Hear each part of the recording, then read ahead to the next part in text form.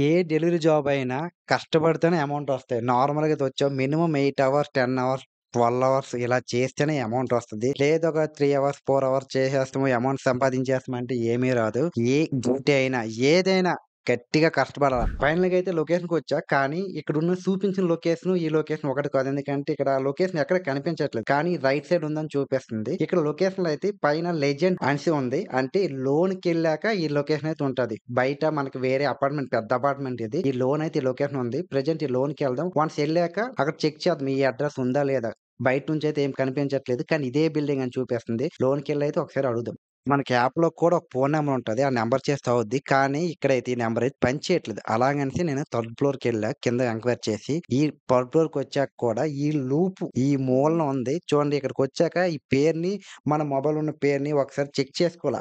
కరెక్ట్‌గా ఉందా లేదో. ఈ పేరు నెక్స్ట్ నా మొబైల్ ఉన్న పేరు సేమ్ ఒకటే ఉంది. కాబట్టి నేనైతే వీరికి వెళ్లి ఈ భయ్యా 8636.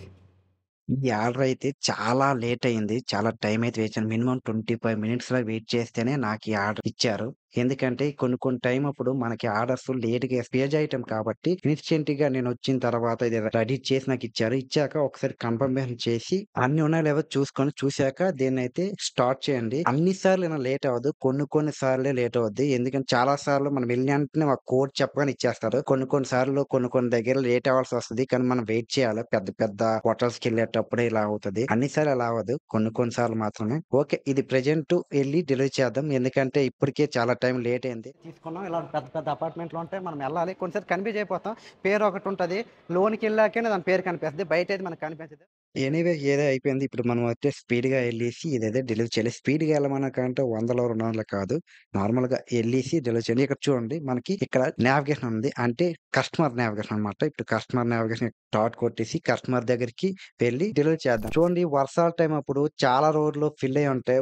గుమ్ములు ఎక్కడ పడితే అక్కడ ఉంటాయి. కానీ మనకు తెలియదు. గుమ్ముల్లో కొన్నిసార్లు బైకులు కూడా మునిగిపోతాయి. అలాంటి గుమ్ములు కూడా ఉంటాయి. మీరు ఎళ్ళేటప్పుడు కొంచెం చూసుకుంటూ ముందెవరు ఎళ్తే వాళ్ళు చూసుకుంటూ ఎళ్ళండి. లేదంటే డ్యూటీ చేయడం మానండి.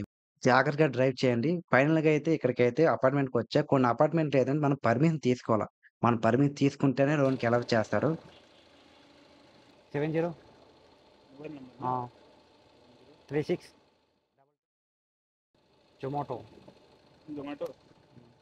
జొమాటోనే.